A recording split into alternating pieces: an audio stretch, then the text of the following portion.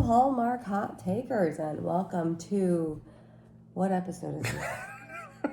26? I think it's episode 26. That seems of fair. season 3 of Hallmark Hot Takes with Heidi and Jason, where we watch, rate, and review all of the countdown of Christmas movies from the Hallmark Channel.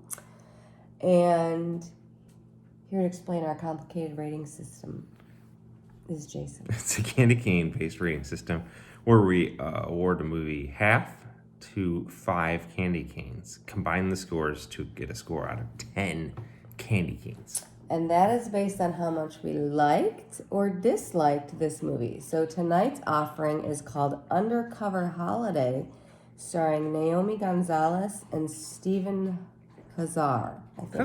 Huszar! I knew you were going to do that. I know. Unpredictable. So let me just get into the rapid recap here. So meet Jaylen, who is a new pop star who rose to fame after she won one of those singing competitions. I think it was kind of like a what is it? What's the American Idol. Yeah, American Idol type thing. Who is actually going to be starting on her first tour soon. But before she starts her tour, she's going to go home to Squirrel Hollow, the hometown of her youth, and spend Christmas with her family. But Jaylen has unfortunately been the victim of some sort of trespassing where someone has been on her property, and her record label, in an attempt to make sure they protect their asset, is assigning her a bodyguard who is going to go home with her. And Jaylen, not wanting to worry her parents and her family, decides to pretend that Matt is her boyfriend instead of her bodyguard. And Matt, who is classic bodyguard, ex-Navy SEAL, is reluctant to go along with this, but he eventually does. And as you can imagine, hijinks ensue when he meets her big Mexican-American family and does this whole Mexican-American Christmas at her house. And we meet Jaylen's parents and her abuela and her brother and her sister-in-law and all of the Rodriguezes. All of them. From Squirrel Hollow. And we do some family things with her and her family, and Jaylen and Matt grow closer, and we find out a little bit about them. Jaylen, she wants to do her own kind of music for her record label, which is kind of like pop Mexican infusion. She wants to sing songs in English and Spanish, but she can't get her record label to listen to her and listen to her music, so she's kind of stuck in the box that the label has put her in, which is just, random pop star. And Matt doesn't have a family, and he's a by-the-book kind of guy, ex-Navy SEAL, so he has enjoyed spending the holidays with Jaylen's family. This all comes to a head as Jaylen has been receiving some notes that Matt has hidden from her that says she might be in danger. There might be some sort of stalker. And towards the end of the movie, Jaylen performs for her town Christmas tree lighting ceremony. And on the advice of Matt, who says that she should plan something and execute, she does, and she calls the media to her, and she actually does her own infusion of this music she wants to do. And wouldn't you know, the label loves it, and they want her to do more of her kind of music, and her manager's very happy, and her and Matt kiss.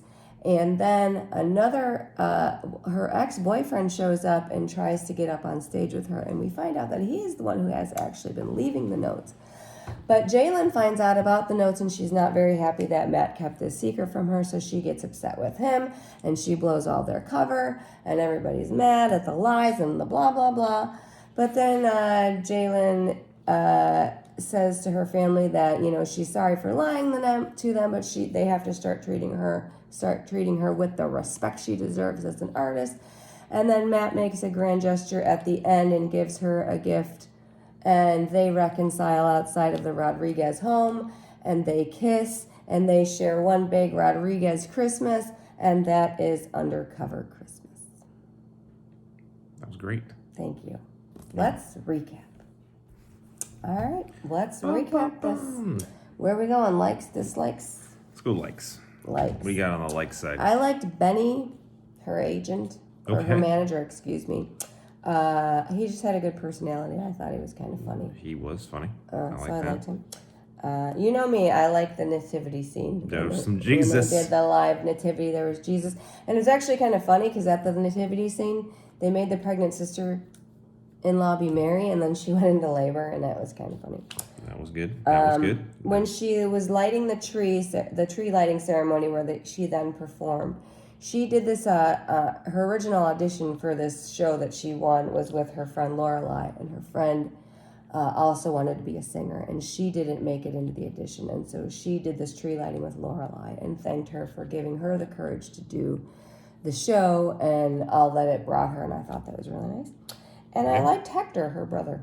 Oh, those are some good likes. Yeah. I like the city name. Squirrel Hollow? Squirrel Hollow.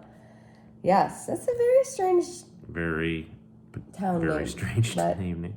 I like the idea that under the guise of who Matt was, he was from Cleveland. Yes. Which is always awesome. Contractor from Cleveland. Which is always awesome. Yes, but he wasn't from Cleveland. No, he wasn't. But anytime Cleveland is mentioned, it gets... We'll get some love from that. Get some love. Yeah. I did like the Christmas tree lighting, that aspect where she's thanked her friend. I also would like to take this moment just to thank Straight Talk Wireless. Because there was not only product placement, there was like a plug for it. Where it's like, and they have cards. They have prepaid minute cards they're giving out. Yes, that they're going to give out at the tree lighting. So, yes, that was... I love product placement. For some reason you do. We don't know why. That's fantastic. So, Straight Talk Wireless. That's it. No more likes. Yeah. Let's get into it. Just dislikes. Okay, she's new to the music. She's new to music. Yes. She hasn't even gone on tour yet. No. And she's clamoring about how she wants things her way. Yes. And I thought, darling, you got to pay your dues first. Like, I get it, but you haven't paid your dues yet. You got to, make a name for yourself. And then your record label would be willing to take a chance on that. But you got to make sure you can sell, right? Dues. I have a rare... Dues not paid yet.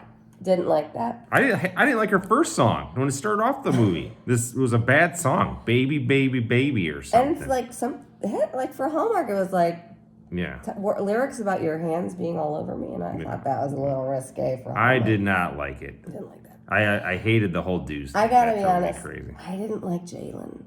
No. I didn't. She did not do it for me. I just did not like her character. She was very... the whole setup was goofy. She didn't want to tell her parents who Matt really was because she didn't want them to worry. But they already knew that somebody had been at her house because it was on the news. Right. So you would think it would have actually made her parents feel better that she had security rather than...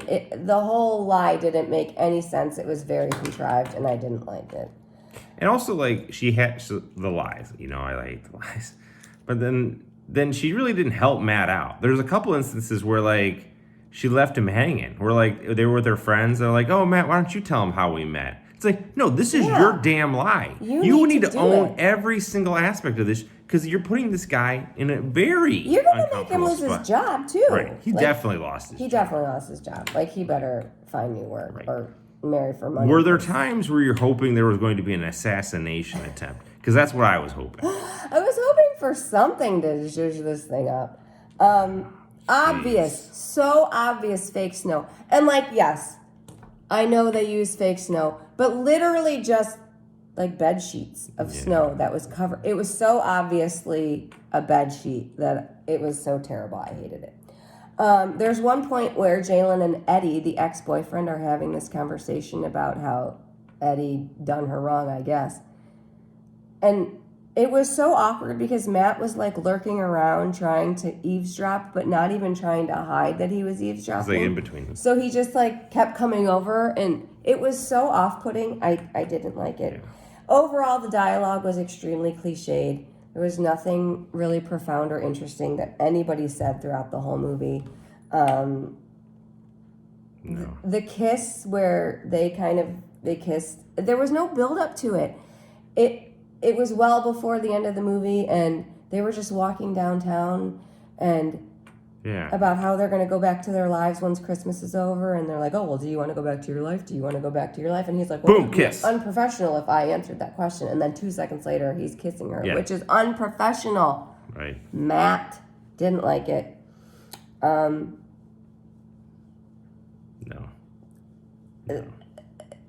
Her blow up scene. So Hector and Matt know that these notes are being left, and then we find out that it's by Eddie, the ex-boyfriend, and he's harmless. He's just a dope. And then she overhears them talking about these notes. Now, through the whole movie, she has been adamant that there's no danger to her, and Matt being here is not necessary, but the labels demanded it, and she just wants to be normal. And then she finds out that there were notes, and she blows up inexplicably at Right. Matt and her brother, and it was completely out of character. She was so nonplussed about everything the entire movie. Boom. So completely nonplussed. And then she just has this freak out and blows everything out of the water, and it didn't fit in with her character. And they tried to make it, she was mad because she thought that Matt was someone who finally saw her for who she was and believed in her, but didn't trust her enough to tell her that there could have been a credible threat. And I thought that was so stupid. And then, like, the dad gets mad at Matt.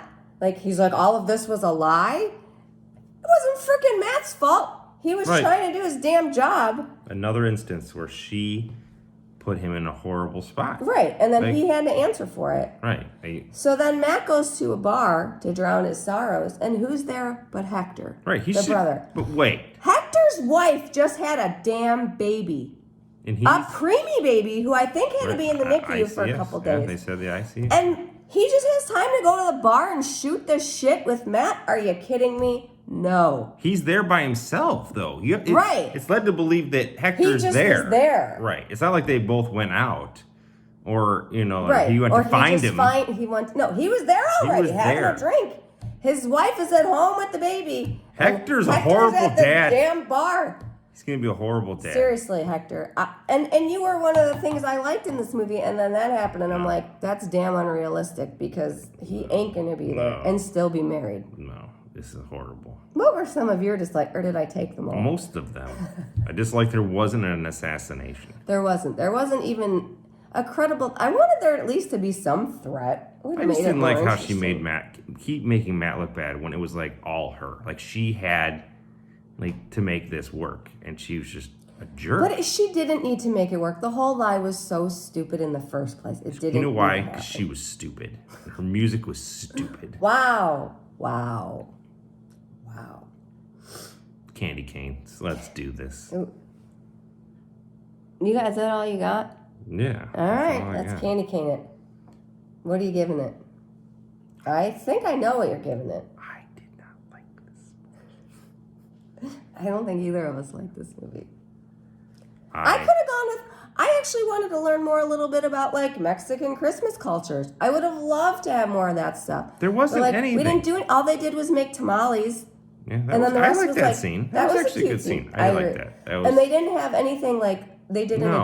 a live nativity, but that it wasn't like anything cultural. And they built it up like, oh, you're gonna find this big Mexican Christmas, but it wasn't really anything that I thought was like, oh, interesting, that was different disappointing. culturally. And I thought that was also disappointing. Yeah, it was disappointing. Half candy cane. Half candy cane. So you say half candy cane. Yes. I just want to reiterate that I hate this movie. And I didn't like it at all. And I thought it was really bad. And I'm so sorry to say that I have to echo your half candy cane. This is in Hallmark Welcome Hot to Takes hell. Hell of candy cane ratings. One Wasted effort. This was like the B team. This was just a B Across team the movie. board. Total B team. welcome to hell. Welcome to hell. do- Population, this movie. Let's do a preview. Hey, what's up next? All right, let's cleanse the palate because there's only No, don't worry six about more that. movies. What's, more movies? But what's next? Hey, I'm getting there. I'm a little fired up about this movie, so No, it you pissed said me you off. cleansed. You cleansed. Well, you're rushing me. I wasn't through cleansing. All right. The Most Colorful Time of the Year is next, starring Katrina Bowden and Christopher Russell. Okay. So, a colorblind school teacher finds romance when a student and her optometrist mom help him see Christmas in color for the very first time. What? Yes, that's what it says. All right. Color blindness is not a joke, Jim. Colorful. Jim. Millions of families are affected every year. Most colorful. Get it? Colorful. Color blindness. Get it. Okay. I Yeah. see where you get it? You see where it's going? great. All right. Next time. Peace.